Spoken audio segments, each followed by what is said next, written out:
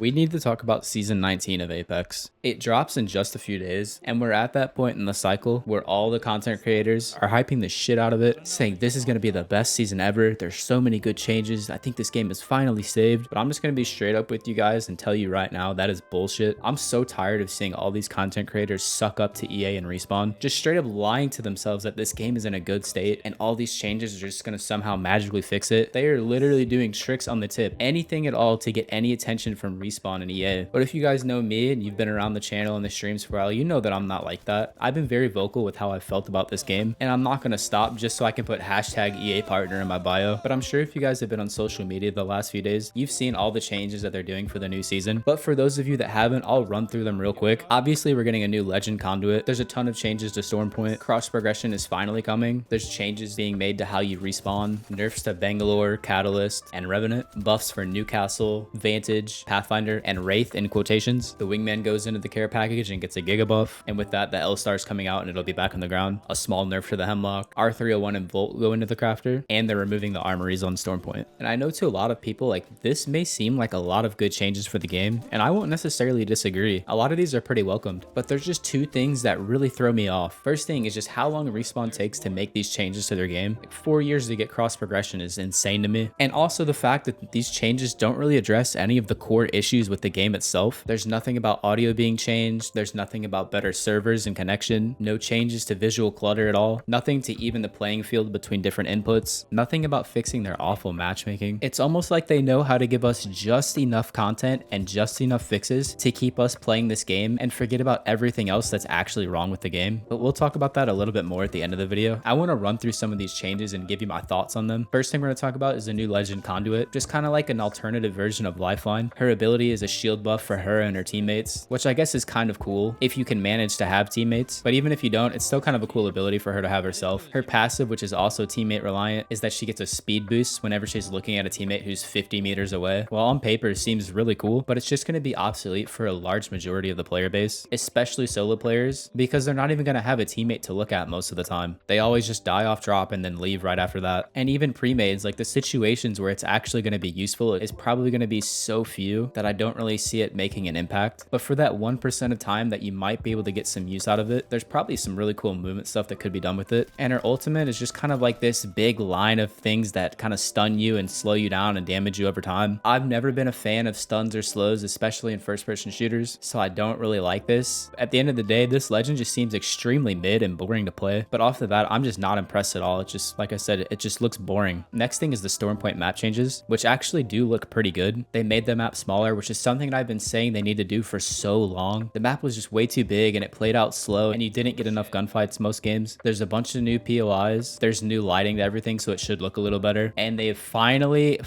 removed prowlers. Those fucking annoying little dogs. I can't tell you how many times I've been fighting in one of those POIs and a prowler comes up behind me with no audio and hits me and I get screen flinch and I do a 180 and I just die because of it. So definitely a very welcome change. But even with all of these good changes, Broken Moon is still in map rotation. So any good changes that they could have done are just completely wiped out to me. They keep forcing this shitty map down our throats for I don't know what reason. And also the fact that it took them 8 seasons to finally listen to player feedback and make this map smaller just really irks me. I don't know. But yeah, overall, I guess the map changes aren't too bad. Next thing is one that a lot of people have been waiting for. Some people have been waiting entire lifetimes for this, and that is the cross progression. After 4 long years of them promising us cross progression, saying that they're working on it, it is finally here. And at this point, I do not fucking care about it at all. It has been so long that I pretty much just forgot about it. Take a look at Fortnite, who had a working cross progression within the first year of its launch, and that game was technically still in beta. There really is just no excuse for them taking this long to get cross progression out. The next change, which I thought was just really weird, is that now when you get respawned on a beacon, you come back with whatever armor you had that you died with. So if you died with a red armor and your teammates respawn you, you come back with the red armor. Not only that, your teammates can also get the red armor that you had in your death box, essentially just making armors appear out of thin air. Just a really weird change that I don't understand. It'll probably shake up competitive a little bit, which is probably why they did it, just to make things look a little bit more interesting. It's just kind of cheesy and cheap to me though. You also come back with whatever guns that you died with and a stack of ammo for each. I think that's a little bit too strong. It maybe should have been just one of your weapons and then 1 stack of ammo for that, or just make people spawn with the P2020 and a stack of ammo. I think that would be even better. But yeah, just a really weird change that came out of nowhere. There's also going to be a few rank changes. Now when you rank up, there's actually challenges that you have to do, like you have to get X amount of kills or X amount of damage to stop people from ranking up so fast just by ratting. This will probably combat that a little bit, but ratting will still probably be pretty popular. I think if you sit still for long enough in the game, your character should start glowing through walls and it'll put a big target on you for everybody to push you. I think that'd be a pretty cool change, just to get these rats out of the ranks that they don't belong in. There's also a new change, which is just really fucking weird to me, is that now you can queue with any rank. It doesn't matter if you're pred, you can queue with bronze, silver, gold. It literally doesn't matter anymore. They're removing all restrictions. It'll be interesting to see how this plays out with boosting, but this is also kind of a good change for players like myself who are at a higher skill but don't play a lot of ranked, because now when I try to play ranked, I don't get to play with my friends even though we're on a similar skill level, just because they play the game more than me and have ranked up further. So for a small percentage, this could actually help, but I feel like it's not going to be a very good change for the game overall. And we're finally getting banner rewards for ranked after 17 seasons of me complaining that I want more ranked rewards. Maybe they finally saw a video and decided to put that in. It's a very small step forward, but there still needs to be a lot more done. You know, give us some weapon skins, give us some legend skins, loading screens, in-game leaderboards, literally anything else that'll give you some incentive to grind ranked. Because for a player like me who already has badges, has trails, has charms, there's no reason for me to play ranked anymore. The pred grind has just become one big dick swinging contest to see who can get a bigger number on their profile, and it's just not interesting for me at all. This one, also another one out of left field, they nerfed Bangalore for some reason. I don't know who's been complaining about Bangalore. Personally, I've never seen anyone complain about Bangalore. I have a theory though. So Bangalore is one of the few legends that is actually a pretty good counter to aim assist for mouse and key players, because her smoke disables your aim assist if you're in it, and I think that they did this to cater to the controller players. I might be a little bit schizo, but that's really the only thing that I can think of. So they reduced the duration of her smoke, they reduced the duration of the stun on her ultimate, which is actually kind of good, because like I said earlier, I don't like slows or stuns in FPS games. But the one that I really don't like is that they changed the time that you get the speed increase from her passive. There's no exact numbers quite yet, but still, I feel like there was really no reason to nerf it. I've always felt like Bangalore has been one of the more well-balanced characters throughout Apex, and why wait 19 seasons in to change this passive? It just doesn't make sense to me. But like I said earlier, I do have my tinfoil hat conspiracy theory. But while we're on the topic of nerfs, finally, they have finally nerfed Catalyst. I cannot tell you the amount of frustration that I have when I try to fight a Catalyst in a building with like 2 doors. Like 90% of the time, there's just nothing that you can do. Like, oh, you break the door down, she replaces the door. You break the door, she has her spikes down. You break the spikes, she throws some more spikes. You finally break the spikes, she throws down her ult, and then you can't even come in. And then what does she do? Throws down some more spikes, and you're just back to square one. It was just so boring and unfun to play against. I'm glad they finally addressed it a little bit, but in typical Respawn fashion, it takes them fucking forever to do something about it. The amount of spikes that she can throw has gone down from 3 to 2. Her ultimate wall doesn't last as long anymore, and you can also now shoot through her spikes. I'm sure I'm not the only one who's had this, but there have been a lot of times where I'm kind of shooting at range, just dumping a full clip into a Catalyst just for it to get sucked up by the hitbox on her spikes. That's not going to be a problem anymore, thankfully, because you can now shoot through it. I don't know, I'm just glad to see this bitch get nerfed. She's the most annoying legend to play against. I'd rather fight 3 caustics than 1 Catalyst, personally. The last nerf is Revenant, which is also a pretty good one. The kills that he gets while on ultimate now increases ult duration for 3 seconds compared to 30 seconds. That is a 10x decrease. Just think about that. He got 30 seconds every time he knocks someone in his ultimate. That is fucking insane. I'm glad to see it get addressed, but it took way too long once again. Now onto some buffs. Newcastle's getting a buff. He can jump further in his ult and pull his gun out a little bit faster. Just a quality of life change. Nothing too game changing. Vantage is getting a buff. She gets 1 more shot in her ultimate. Oh my god. Absolutely game changing. She's still going to be pretty shitty. I think they need to do something to her movement. Make her Q a little bit better. I don't know what exactly they'd have to do, but something with that I think would make her feel a lot better to play. Pathfinder got a small buff. You can now scan care packages that your teammates have already scanned. I can't tell you how many times I've been 0.0001 seconds away from scanning a care package just for my teammate to scan it, and then I don't get my ult back. And the last buff is for Wraith. And when I was explaining this earlier, I said in quotations because it's not really a buff. They're really just fixing their fucking game. If you guys don't know, Wraith passive has been broken for the longest time now. Like, it didn't even work. Wraith didn't even have a real passive, but now it should work whenever someone looks at you. I don't know. We'll have to find out because they've said they fixed so many things about Wraith in the past and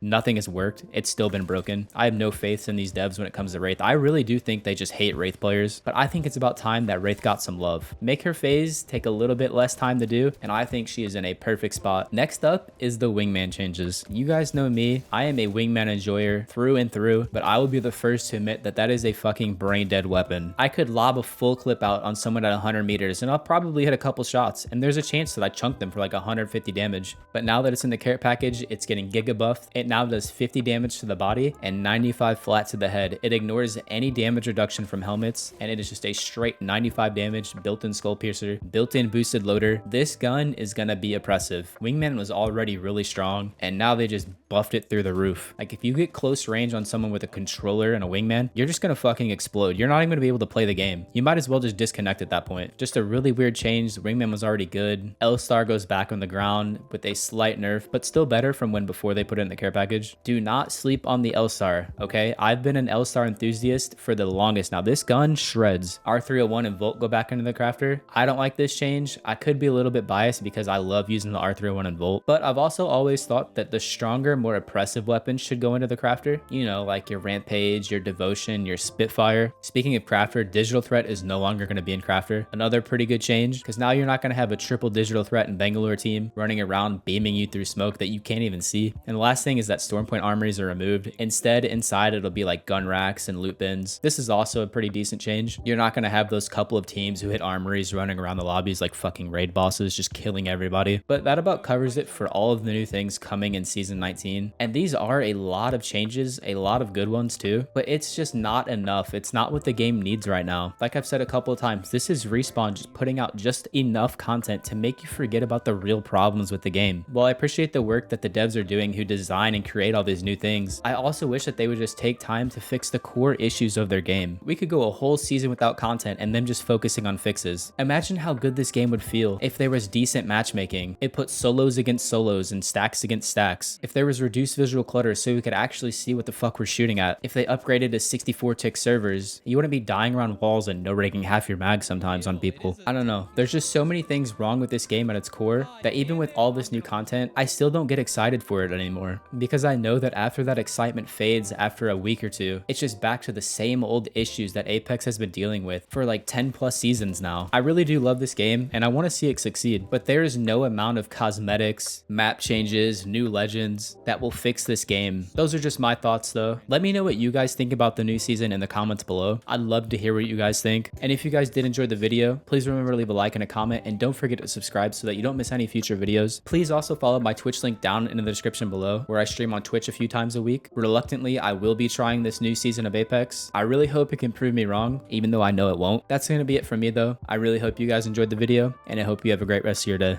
Peace.